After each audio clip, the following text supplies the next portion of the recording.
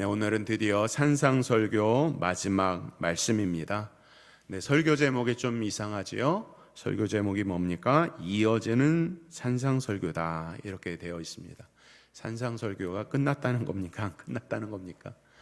예, 어떤 우리 전도사님이 산상설교 오늘 끝났냐고 일부 예배 끝나고 끝났다고 했는데 제목이 이어지는 산상설교라 다음번 설교가 또 있는 줄 알았다고 이야기하시는데 산상설교 오늘이 끝납니다.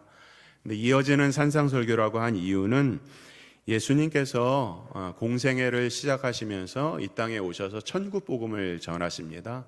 그 전하신 내용이 가르침의 내용이 오늘 우리가 여태까지 보았던 마태복음 5장에서 7장까지의 산상설교의 말씀인데 일단은 마태복음 7장에서 예수님의 가르침이 종결됩니다. 매듭지어집니다.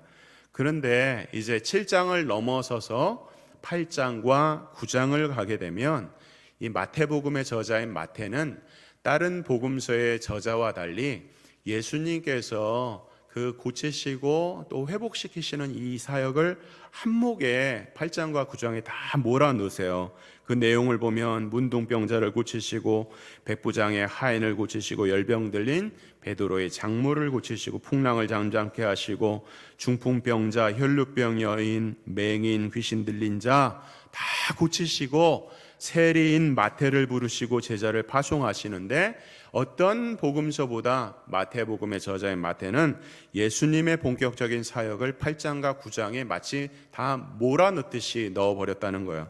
그리고 나서 9장 끝부분에 가면 결론을 뭐라고 말씀하냐면 성경 한번 찾아보시겠습니다. 뒷장 넘어가서 9장 35절 말씀 보시겠어요? 9장 35절 끝부분에 보면 결론을 이렇게 말씀합니다. 예수께서 모든 도시와 마을에 두루 다니사 그들의 회당에서 가르치시며 천국 복음을 전파하시며 모든 병과 모든 약한 것을 고치시니라. 가르치고 전파하고 고치신다. 어디서 많이 들어보셨죠? 들어봤어야 합니다. 어디 나왔냐면 바로 앞에 4장 23절에 나와 있습니다. 다시 한번 앞으로 가시겠어요? 4장 23절 앞에 보시면 예수께서 온 갈릴리에 두루 다니사 그들의 회당에서 가르치시며 천국 복음을 전파하시며 그다음 뭐라고 그랬어요? 백성 중에 모든 병과 모든 약한 것을 고치신다. 이것을 예수님의 삼중 사역이라고 말씀을 드렸어요. 예수님께서 이 땅에서 오셔서 복음 전파를 하시는데 이 삼중 사역을 통해서 복음을 전파하시는 거예요. 가르치시고 전파하시고 고치시는 사역, 이것을 삼중 사역이라고 이야기를 하고 있는데 예수님께서 7장까지 이것을 우리가 산상설교라고 그랬죠. 산상설교의 7장 말씀까지 산상에서 제자들과 무리들 앞에서 예수님의 복음을 가르치셨어요. 그리고 나서 7장에서 매듭지고 난 다음에 8장과 9장으로 넘어가서 본격적으로 가르치신 것을 전파하시고 고치시는 사역을 하시면서 9장 마지막 부분에서 가르치시고 전파하시고 고치셨다라고 다시 요약을 하고 있는 거예요. 다시 말하면 마태복음 5장부터 7장까지의 말씀을 우리는 산상설교라고 이야기하지만 좀 더 광범위하게 구조적으로나 내용적으로 볼 때는 산상설교의 말씀은 5장에서 9장까지라고 확대해도 무리가 아니라는 것입니다. 이 말씀을 드리는 이유는 여기에 복음이 있기 때문에 그래요. 복음이 무엇인가? 여러 가지로 이야기할 수 있겠죠. 복음은 머리에 멈추는 것이 아니라 복음은 살아가는 것입니다. 살아가는 것이 복음이에요. 오늘 예수님께서 산상설교의 말씀을 가르치고 나서 그것으로 끝나지 않고 전파하시고 고치시는 거예요. 그래서 예수님이 가시는 곳곳마다 예수 그리스도의 놀라운 복음이 전파되니까 어떻게 일어났으면 무슨 일이 일어났어요? 기적이 일어난 거예요. 물론 하나님 편에서는 기적이 아니죠. 왕 중에 왕이시고 온 세상을 창조하신 하나님께서 능력의 주님께서 가시는 곳곳마다 우리가 볼 때는 기적이 일어나는 것은 너무나도 당연한 것이죠. 그렇기 때문에 오늘 이 말씀을 통하여서 우리는 복음이 무엇인가를 다시 한번 생각하게 됩니다. 복음은 예수님께서 친히 이 땅에 오셔서 우리에게 가르치시고 끝난 것이 아니라 그것을 우리가 배웠으면 반드시 실행을 하는 것이. 모든 배움은 전파를 위한 가르침이라는 거예요. 실행을 위한 배움이고 삶을 위한 가르침이라는 거예요. 더 쉽게 말하면 교회에서 이제 양육 코스 들어가서 양육부라든 양육 훈련이 들어간다든지 아니면 여러분들이 구역 모임에서 어떤 것들 은혜의 말씀을 우리가 나눴단 말이에요. 그렇게 그것을 머릿속에 가졌단 말이에요. 근데 그것을 가지고 끝난다면 그것은 복음에 합당한 삶이 될 수가 없는 것이고 이 땅에 예수님께서 우리에게 전한 복음이 부족한 것입니다. 복음이라고 하는 것은 전체를 말하는 거예요. 전체. 머리에 머물러 있지 않냐고 배운 것을 우리의 가슴으로 뜨겁게 사랑하는 거예요. 뜨겁게 생각하고 뜨겁게 품으려면 어떻게 해야 돼요? 어떻게 해야 됩니까? 오직 두 가지 방법밖에 없어요. 하나님의 말씀을 꾸준히 연구하고 묵상하고 기록하고 듣는 그 방법, 또 하나는 그 말씀을 가지고 기도하는 것 외에는 다른 방법이 없어요. 가슴이 뜨거워지는 방법은. 우리가 10년, 20년, 70년 평생을 신앙생활을 했어도 가슴이 뜨거운 사람이 있고 또 그냥 3년, 5년 신앙생활 얼마 안 했는데 가슴이 금방 차가워지는 사람이 있어요. 무슨 차이일까요? 기도하는 차이예요. 기도하는 차이. 우리가 이 땅을 우리의 힘으로 살아갈 수가 있습니까? 아무것도 아니니 우리는 하나님의 말씀을 붙잡고 그대로 이 말씀대로 살 수 있도록 하나님 앞에 매달리는 거예요. 나아가는 거예요. 거제의 심정으로 나가는 거예요. 오늘 넘어지고 또 내일 넘어지지만 그래도 나가는 거예요. 그렇게 가슴이 뜨거워지고 난 다음에 그리고 또 멈추는 것이 아니라 어떻게 해요? 우리의 삶의 현장에서 여러분들이 이제 세상에 나가지 않으면 주일 예배 지나고 이제 월요일이면 이제 주일부터 시작해서 월요일 둘째 날이 됐단 말이에요. 그러면 세상에 나가서 여러분들 직장 생활하던 사업처에서 일을 하던 사람을 만나던 어떤 공부를 하던 가정이던 모든 곳에서 오늘 우리에게 주시는 이 말씀을 듣고 깨닫고 어떻게 해요? 살아가는 거예요. 살아가는 거예요. 그것을 위하여서 오늘 우리의 예배가 있고 말씀 전파가 있고 선포가 있고 가르침이 있는 것이지 그냥 머리로 알고 이 말씀 너무 귀한 말씀이다. 오늘 은혜 받았습니다. 땡! 하는 것이 복음이 아니라는 거예요. 오늘 현대교회의 많은 문제들이 바로 이것이 아니겠습니까? 복음을 듣고 좋은 말씀이다. 유튜브 들어보세요. 얼마나 여러분들 좋아하는 말씀 많이 있습니까? 어떤 면에서 정말 우스운 말이지만 이단들은 말을 더 잘해요. 예? 지금도 이단들이 어떻게 행동하고 있는지를 이제 매달 월간 이게 이메일을 받거든요. 그러면 이 내용들이 아주 기가 막힙니다. 저들은 정말 열심으로 저들의 어떤 교세를 늘리기 위해서 거짓된 것들을 가지고서 사활을 걸어요. 살아가요. 그렇게 정말 그렇게 믿는 것 같아요. 우리의 삶은 어때야 되겠습니까? 복음이라고 하는 것은 귀로만 듣는 것이 아니라 사는 것이.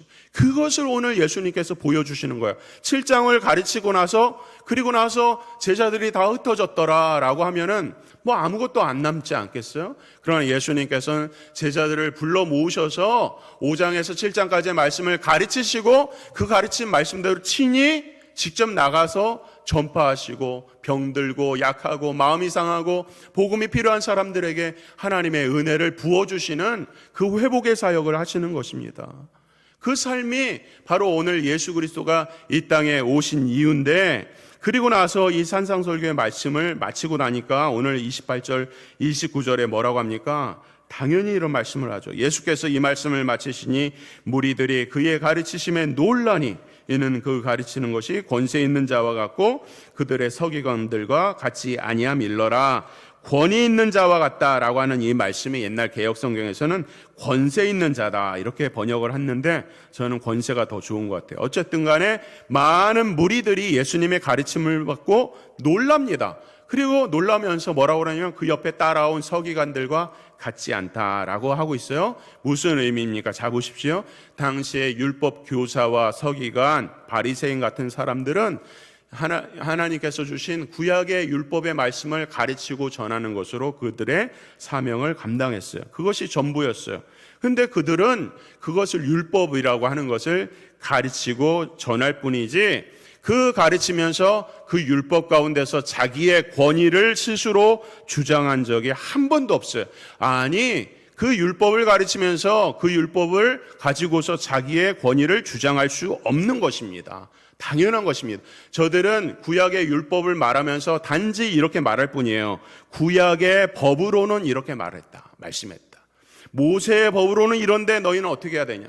전통적으로 우리가 이렇게 살아왔는데 어떻게 해야 되냐? 뭐 이런 식으로 구약의 법으로, 모세의 법으로는 전통적으로 이렇게 이야기했을 뿐이지, 누구든지 나의 이 말을 듣고 행하는 자는 복이 있다. 나의 이 말을 듣고 행하는 자는 복이 있다고 하면서 예수님 같이, 예수님이 모든 권세의 근원인 것 같이 말할 수 있는 사람은 세상에 아무도 없었던 것입니다. 그것뿐입니까? 앞서 줄곧 우리가 살펴본 것처럼 유대인들, 바리새인과 서기관과 같은 이런 당파의 사람들은 그들의 삶 가운데서 어떻습니까? 율법의 정신이라고는 찾아볼 수가 없어요. 이슬람 나라에 가게 되면 무슬림들이 많이 살고 있는 그 나라에는 하루에도 새벽부터 밤 늦게까지 코란을 울려댑니다. 한 5번 울리는 것 같아요. 새벽, 아침, 점심, 저녁, 잠잘 때 온 세상이 다 코란으로 가득 차 있습니다. 여러분들 사이렌 울리죠? 무슨 공습사태. 사이렌 같이 크게 울려버려요.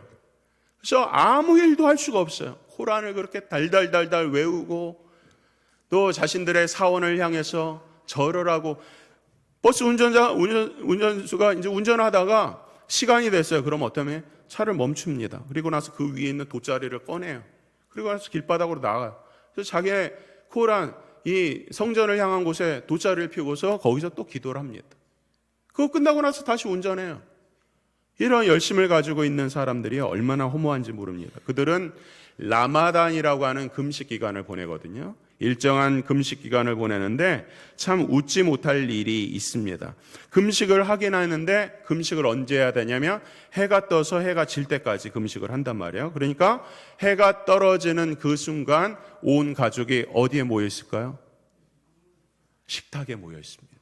식탁에 그동안 아침, 점심, 저녁을 먹지 못한 것들을 다 모아놔.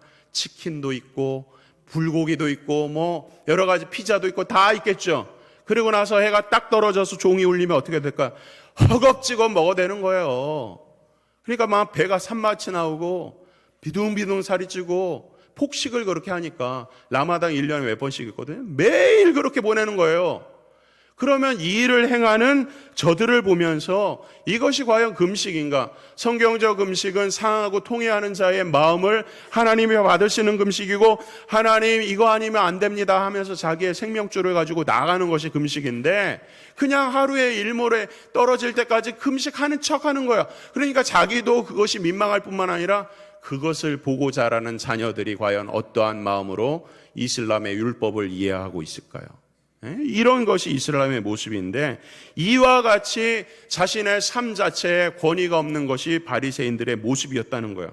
그러나 오늘 예수님 뭐라고 합니까? 그 권위의 근원이 나의 이 말을 듣고 행하는 자, 예수님 자신이 절대 권위자라고 말씀을 하고 있어요. 어느 누구도 세상에 이렇게 말할 수 있는 사람이 없어요. 예수 외에는 다른 구원의 길이 없는 줄 믿으시길 바랍니다. 예수님은 전능하신 하나님이세요.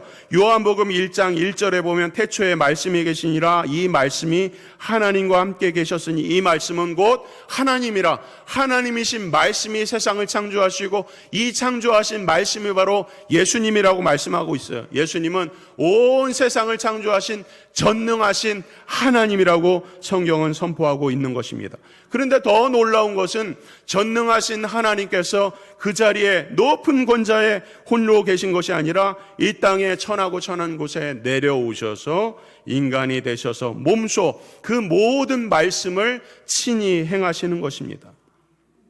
더 무엇이 필요하겠어요? 사람들은 흔히 오해하기를 권위, 권세, 권위라고 하는 것을, 그 출처를 자기가 가지고 있는 어떤 것에서 나가는 것이라고 생각해요. 자기가 가지고 있는 것이라는 뭘까요? 뭐 어떤 포지션일 수도 있고, 뭐 사업처일 수도 있고, 어떤 뭐 물질일 수도 있겠죠. 그것으로부터, 자기가 가진 것으로부터 권위가 나간다고 생각을 하지만 진정한 권위는 그런 것으로 나가는 것이 아니에요. 자기가 가지고 있는 물질로 사람들을 감화감동시켜서 그 사람을 변화시킬 수 있으리라고 생각하세요? 절대 불가능합니다. 사람들의 감화감동을 시키는 권위는 오직 삶 속에서 나오는 거예요. 이것을 우리가 보통 카리스마라고 하는데, 카리스마요? 칼이스마가 아니라 카리스마라고 한단 말이에요. 이 카리스마는 카리스라고 하는 은혜라고 하는 단어에서 나와요. 은혜가 무엇입니까? 은혜는 우리의 힘으로는 아무것도 할 수 없기 때문에 자비와 긍휼이 풍성하신 하나님께서 우리에게 다가오셔서 무조건적으로 은혜 받지 못할 자들에게 대가 없이 거저주는 것을 우리가 은혜라고 하는 거예요. 그러니까 우리 편에서는 그 은혜를 찾을 수 있는 힘과 또 어떤 가능성과 어떤 그런 필요성도 알지 못했는데 하나님께서 우리에게 먼저 오셔서 어떻게 해요? 일방적으로 우리에게 그 사랑을 베풀어 주셔서 그것을 은혜라고 하고, 그 은혜의 속성은 일방성이란 게 있어요. 하나님께서 우리를 구원해 주셨는데 우리가 그냥 뭐 어떻습니까? 하나님, 내가 묻지도 않았는데 하나님 나를 왜 구원해 주셨어요? 이렇게 따지는 사람이 있습니까? 은혜의 속성인 이 일방성에 대해서 아무도 그렇게 말하는 사람이 없어요. 그것이 은혜이기 때문에 그래요. 그래서 그 은혜의 일방적인 속성을 가지고서 사람들은 흔히 뭐 카리스마가 있다라고 하면은, 세상 사람들은 이런 은혜를 알 수도 없지만 그저 그들이 말하는 것은 좀 리더십이 강하고 뭐 좀 힘이 있고 좀 권세가 있는 이런 사람들을 카리스마라고 세상 사람들도 쓴단 말이에요. 어쨌든 간에 그렇게 쓰지만 진정한 의미의 카리스마에서 나오는 이 가마력이라고 하는 것은 사람이 가지고 있는 그 어떤 것으로부터 나오는 것이 아니에요. 왜냐하면 사람은 자기보다 더 많은 사람들에게 그저 전 인격을 가지고 탐복하고 순복하고 나아갈 수 있는 그런 존재가 아니기 때문에 그래요. 사람의 마음에는 자기만 가지고 있는 이기심과 질투심이라고 하는 것이 가득 차 있어요. 그래서 자기보다 더 많은 것을 가지고 있는 사람들에게 일시적으로 순복하는 척은 할 수 있어요. 그러나 언제든지 기회가 된다면 우리는 그 자리를 박차할 준비가 되어 있는 것이 인간의 죄성이라는 거예요. 옛날 사극에 보면 아주 갑자기 무슨 사건이 일어나고 여러 가지 위기 가운데서 출중한 인물이 딱 등장합니다. 출중한 인물이 딱 등장하면 또 추종자들이 막 따라요. 근데 사극을 본 재밌는 것이 추종자들 가운데서 꼭 배반하는 사람이 나오죠. 배반을 한단 말이에요. 근데 그 출중한 이 인물이, 주인공이 진정으로 감화감동을 시키고 리더십을 발휘할 때가 언제입니까? 그렇게 배반한 사람을 싹둑 잘라버릴 때가 아니라 그 배반한 사람에게 은밀하게 또 다른 기회를 주고 그 배반한 그 사람이 다시 한번 그 추종자, 주인공에게 다시 올 수 있는 기회와 어떤 신뢰를 던져주었을 때 그 배반하려고 하는 마음을 이제 자기가 깨닫고 나서 진심으로 그때서야 비로소 주인공을 진짜로 따르게 되는 거예요. 감화감동, 그의 삶을 통해서. 여러분, 이것은 일종의 사극에서 나오는 미화된 이야기지만 예수님은 누구신가? 예수님은 역사적으로 실제로 이 땅에 높고 높으신 권좌위에서 실제로 살아계신 하나님께서 이 땅에 천하고 천한 곳에 몸소 낮아지신 예수 그리스도, 인간이 되신 우리의 구세주라고 하는 것입니다. 더 이상 무엇이 필요하겠는가? 예수님께서는 이 땅에 오시되 모든 것들을 말씀대로 지키시기 위해서 하나님이시지만 1.1의 율법의 모든 말씀을 다 지키시고 자기를 조롱하고 채찍질하고 배반하고 대접하지 않는 자들을 위해서 십자가에서 죽으시고 처절한 형벌을 통해서 우리의 사랑을, 우리에 대한 사랑을, 절정을 보여주신 분이에요. 그러니 그 은혜와 사랑이 너무나도 크고 놀라워서 2000년이 지난 오늘날에도 그 사랑과 은혜에 힘입어서 오늘 우리가 예수 그리스도의 이름이라면 무엇이든지 주를 위해서 아낌없이 드리겠다고 하는 것이 아니겠습니까? 진정한 가마력은, 진정한 권위는, 진정한 권세는 이러한 예수 그리스도의 진정한 삶을 통해서 나온다고 오늘 우리에게 말씀을 하고 있는 것입니다. 그러므로 우리가 이제 그 예수 그리스도의 진정한 권세를 우리가 믿어서 이제 그분을 따르지 않습니까? 그렇기 때문에 우리 믿는 신자들도 역시 하나님의 말씀대로 살고자 노력하는 사람들이기 때문에 우리에게도 예수님이 가지신 그 권세가 예수님이 사랑하시는 우리에게도 동일하게 임하게 되는 거예요. 그래서 우리 믿는 사람들이 다 연약하고 부족하지만 공통적으로 고백하는 일들이 있게 됩니다. 그건 뭡니까? 약할 때 강함 되시네. 이런 고백을 해요. 어떻게 약할 때 강함이 되는가? 또 이런 고백을 합니다. 고통 가운데 나는 평화를 누린다. 이런 위대한 고백을 하는 거예요. 사도 바울 같은 사람은요, 어떻습니까? 복음을 전하면서 이제 초신자들에게, 이제 갓 예수를 믿은 사람들에게 뭐라고 그러냐? 나를 위해서 기도해달라. 1차, 2차, 3차 전도여행을 통해서 얼마나 많은 우여곡절이 있습니까? 자기를 죽이려고 하는 어떤 세력들을 향해서 피해 다니고 또 복음을 힘있게 전하기 위해서 나를 위해서 기도해달라고 그러는 거예요. 능력의 사도 바울의 입장에서 나를 위해서 기도해 줄 그런 초신자의 기도가 뭐가 필요하겠어요? 근데 필요하다는 거예요. 그 고백을 통해서 우리가 생각하는 것은 결국 사도 바울이 생각하는 모든 것은 결국 하나님의 주권이라는 것을 믿는 거예요. 하나님께서 역사하셔야만이 그 믿음대로 살아야만이 이 확신이야말로 진정한 권세가 나간다는 것을 사도 바울이 아는 거예요. 그러니까 누구나 다 예수님을 믿는 사람이라면 믿음이 크던 적던 나를 위해서 기도해달라. 우리 이제 선교 여행 간단 말이에요. 단기 선교 간단 말이에요. 온 성도들에게 나를 위해서 기도해달라. 그러면 여러분들이 나 선교 잘 몰라요. 필리핀 몰라요. 이렇게 기도 안 하겠다고 하는 것이 아니라 어떻습니까? 내가 그 선교지를 잘 모르고 나가지 못해도 하나님 앞에서 하나님의 영혼을 위해서 우리의 마음이 부족하지만 잘 알지 못하지만 두 손 들고 하나님 앞에 기도하면 하나님께서는 그 기도를 더 귀하게 받으신다는 거예요. 모든 것이 하나님의 주권이고 하나님의 섭리라는 것을 믿으시길 바랍니다. 그렇기 때문에 무리가 지금 놀랐단 말이에요. 그의 가르침의 내용 때문에 놀란 것이 아니라 예수 그리스도의 권세로 말미암아 놀란 것이고, 예수 그리스도는 하나님이실 뿐만 아니라 하나님이신데 삶으로 이 땅에서 진정한 권세의 모범을 보여주시고, 또한 그것으로 끝나는 것이 아니라 그 권세를 믿고 나아가는, 다시 말하면 하나님의 말씀을 정말로 믿고 확신하는 성도들에게는 그 권세가 나가는 줄 믿으시기 바랍니다. 우리의 모든 싸움은 확신의 싸움이에요.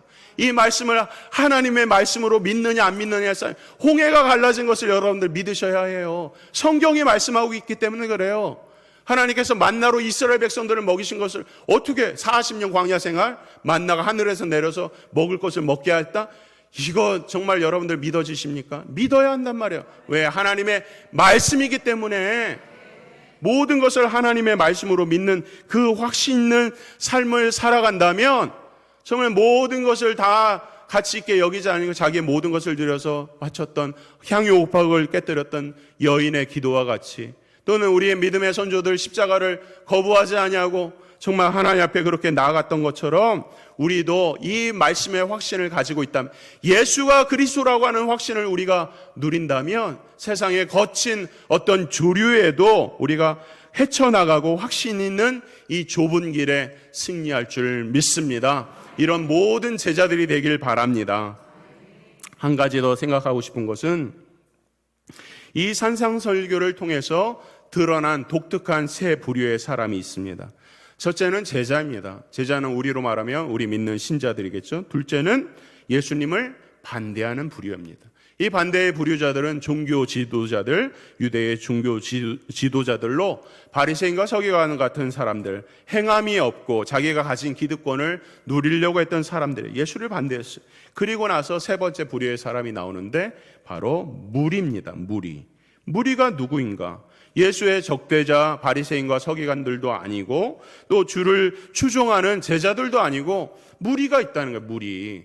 오늘 마태복음 5장에서 7장뿐만 아니라 계속해서 성경에서 무리를 언급하고 있거든요. 그래서 오늘 복음서에서도 보면은 무리를 보시고 무리가 놀라니, 무리가 쫓으니, 무리를 계속 이야기한단 말이에요. 그러니까 예수님께서 많은 사람들을 불러 모으셨어요. 산상으로 불러 모으셔서 예수님의 진귀한 말씀, 산상수훈의 말씀을 가르친단 말이에요. 그리고 능력이 나간단 말이에요. 그러니까 많은 사람들이 보고 놀라는 그 중에 무리가 있다는 거예요. 무리는 예수님에 대해서 관심 있으니까 쫓아왔겠죠. 근데 그것은 어떤 면에서 진정한 믿음은 아니었어요. 혼란스러웠어요. 호기심이었어요. 또 예수님의 가르침이 너무 당혹스러워. 이 옆에 있는 서기관과 비교가 안 되거든요. 놀랐어요. 그런데 이 무리들은 중립적인 방관자였습니다. 놀라고 예수님이 서기관과 다르고 예수님의 가르침이 뭔가 다르다는 것을 알았어요. 알았는데 이 무리들은 호기심과 관심을 가졌지만 헌신하진 않았습니다. 안타깝게도 예수님의 사역을 우리가 이 무리들이 보고 발견하고 놀랐지만 믿음으로 응답하지는 않는 거예요. 그리고 마침내 어떻게 되냐면 마태복음 27장 20절에 보면 종교 지도자들이 예수님을 십자가에 달게 하기 위해서 누구를 선동합니까? 바로 무리들을 선동하죠.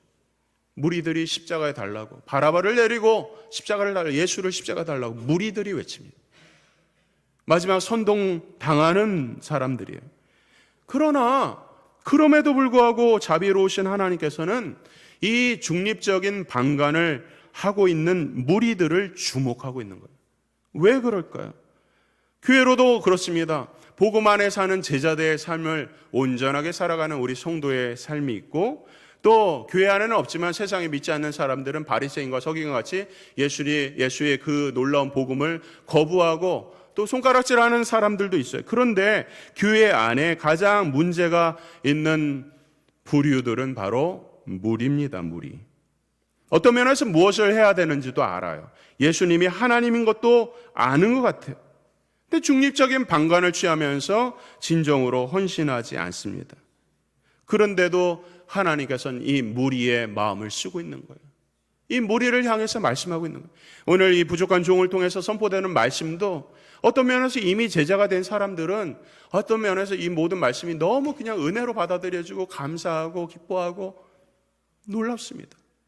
근데 오늘 주님은 이 땅에서 우리 교회를 향해서도 이 무리, 헌신하지 못하고 믿음으로 온전하게 살지 못하고, 예수님의 말씀이 다른 건 알아요. 예배를 드려야 되는 것도 알고 봉사를 해야 되는 것도 알아요. 말씀을 읽어야 되는 것도 알아요. 근데 그렇게 살지는 못하는 거예요. 그 무리들에 대해서 관심을 갖고 있는 거예요. 그 무리들을 향해서 말씀하시는 거예요. 다른 사람이 아니라 내가 이 말씀에 마음이 찔린다면 내가 바로 그 사람이에요. 나를 향해서 지금 예수님이 말씀하시는 거예요. 예수님의 마음을 배워야 한다는 거예요. 브루스 윌킨스라고 하는 야베스의 기도에 보면 한 예화가 나오는데, 존이라고 하는 어떤 인물이 천국에 들어갔어요. 천국에 갔단 말이에요. 그랬더니 거기 천국 문 앞에서 베드로 사도가 이 존을 맞이합니다. 그리고서 이제 천국 문 안에 들어갔어요. 들어갔더니 그 안에 아주 커다란 건물이 있는 거예요. 근데 건물이 되게 이상해요. 문은 있는데 창문도 없고 그냥 커다란 건물이에요. 그래서 저 건물은 무엇입니까? 라고 물어보니까 그냥 관심을 갖지 말라고 베드로 사도가 얘기를 하는 거예요. 그러니까 궁금하잖아. 그래서 한번 들어가고 싶다. 그러니까 만류하는데도 계속 들어갑니다. 종이 들어갔어요. 들어갔더니 그 큰 건물에 많은 선반들이, 셀 수도 없는 선반들이 다 놓여져 있는 거예요. 근데 그 선반 안에 보니까 조그만 상자가 있고 빨간 리본이 붙어져 있고 그 리본에 자기의 이름들이 다 써져 있는 거예요. 그러니까 존이 묻습니다. 베드로 사도에게, 저 상자는 어떤 것입니까? 라고 물어보니까 그래도 저거 상관하지 말고 그냥 나가자고 얘기를 합니다. 그래도 존이 만류를 뿌리치고서 그 상자를 마침내 자기 이름 것을 찾아서 열어봅니다. 열어보니까 그 상자 안에 무엇이 있었을까요? 그 상자 안에는 이 세상에 살아가는 동안에 하나님께서 그에게 주시기를 기뻐하는 무수한 복들이 가득 차 있었다는 거예요. 그런데도 불구하고 그 복을 누리지 못하고 천국에 그냥 예수님 믿어서 온 거예요. 왜 그랬을까? 왜 그 수많은 복을 누리지 못했을까? 하나님께서 예비하시고 우리 각 사람에게 주시고자 하는 그 믿음의 축복을 왜 누리지 못했을까요? 구하지 않았다는 거예요. 구하지 않았다. 기도는요, 그냥 단순하게 나 자신의 안위를 위해서 하는 것이 기도가 아니에요. 기도를 열심히 하시는 분들은 아시잖아요. 기도는 하면 할수록 기도의 제목이 많아져요. 기도의 제목이 많아져요. 오늘은 옆에 있는 형제 자매들을 위해서 기도할 줄 몰랐는데 기도하다 보니까 옆에 있는 형제 자매들이 눈에 띄는 거예요. 옆에서 눈물 흘리는 우리 권사님이 눈에 띄는 거예요. 기도를 어떻게 안 하냔 말이에요. 그 축복을 누리지 못하는 거예요. 중보의 기도의 축복을 누리지 못해요. 나보다 다른 사람을 위해서 기도할 때 나에게 다가오는, 나를 찾아오시는 하나님의 그 놀라운 사랑과 긍휼을 누리지 못하는 거예요. 그냥 나를 위해서 살고 나를 위해서 살아갈 뿐이에요. 그러니까 하나님께서 예비하신 축복을 누리지 못하죠. 여러분들 봉사하는 거, 교제하는 거 얼마나 놀라운 특권인지를 모르세요. 열심히 봉사하시는 분들 알죠? 봉사하면서 신앙이 자랍니다. 예? 우리는 봉사라고 하는 것을 그냥 무거운 짐이라고 생각하지만 여러분 주차 안내해 보시고 예배 안내해 보시고 기도 봉사, 식당 봉사, 교회 학교 봉사 봉사해 보세요. 하나님께서 우리에게 예배해 주신 놀라운 축복이 있는 거예요. 그 복을 누리라고 우리에게 봉사라는 거지. 내가 봉사하지 않으면 교회가 안 돌아가서가 그래서 봉사라는 게 아니에요. 그러면 어떤 분들은 그렇죠. 나는 연로해서 아무것도 할 수 없어. 그러니까 기도하시라는 거예요. 기도의 이 축복을 누리라는 거예요. 하나님이 예배 앞에 나오는 이 축복을 누리라는 거예요. 근데 믿음으로 구하지 않고 헌신하지 않고 믿음이 부족하고 주님의 마음을 모르니 누리지 못하는 거예요. 오늘 이 말씀을 하고 있는 거예요. 무리들을 향해서. 산상설교 결론의 말씀입니다.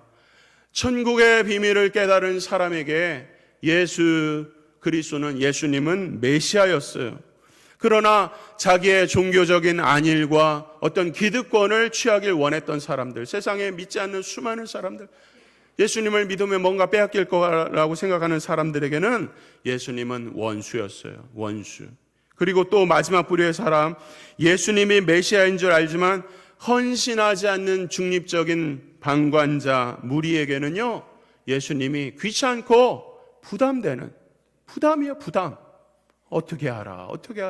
부담이라는 거예요. 중요한 것은 무엇입니까? 내가 어떤 부류의 어떠한 상태에 있던지 간에 중요한 것이 아니라 예수님의 사역과 인격과 그 삶에 우리는 언젠가는 다 직면을 해야 되는 거예요. 앞에 마주 서야 되는 거예요. 예수님 앞에. 누구나 다 예의가 없어요. 그때에 나는 제자인가? 아니면 방관하는 무리인가? 오늘 우리에게 물어보시는 거예요. 이 질문이 산상설교의 결론이고 산상설교의 마지막 메시지고 이 질문이 우리 인생의 열쇠예요. 산상설교는 우리에게 제자로서 능력을 묻는 것이 아니라고 누차 말씀드렸어요. 우리에게 능력을 요구하지 않아요. 우리에게 삶의 바른 자세와 태도, 하나님 앞에 어떻게 하면 하나님을 기쁘시게 할까? 하나님의 사랑하는 사람들을 어떻게 하면 조금 더 편하게 할까? 섬길까? 도와줄까? 그 태도와 자세를 말하는 거예요. 우리는 다 부족하고 연약해서 하나님의 말씀을 능히 지킬 수 있는 사람이 단 하나도 없어요. 하나님은 우리에게 그저 하나님을 사랑하는 마음을 원하시는 거예요. 나는 부족하고 연약하고 넘어지고 육신적으로 곤비하지만 아무것도 가진 것이 없지만 주님, 그래도 나는 주님을 사랑합니다. 이 마음을 원하시는 거예요. 이 마음이 신앙생활의 근본이고 이것이야말로 진정한 신앙생활이라는 거예요. 그때에 하나님께서는 우리를 도와주시는데 우리가 예비하지 않은 정말 놀라운 것으로 우리를 채우시고 우리에게 무한한 공급으로 인도하신다고 약속하셨습니다. 오늘 이 산상설교의 말씀을 믿고 이 시간 아직도 예수님이 나의 주 나의 하나님인 것을 믿지 않는 분이 계십니까? 예수님을 나의 구세주로 믿으시길 바랍니다. 그래서 모두가 다 천국 백성이 되어서 천국을 소유하고 살아가는 주의 사랑하는 형제 자매들 되기를 주의 이름으로 축원합니다.